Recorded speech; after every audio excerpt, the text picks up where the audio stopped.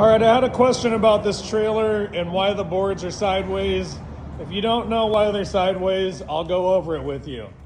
It's for sliding things on and off. If you've ever had a pallet and you've ever tried to pull a pallet against these boards right here, you'll know that when you drag them backwards, it rips up all the pieces on the skid. Happens every time. This trailer is for loading hay and for loading pallets. So it's a side load trailer.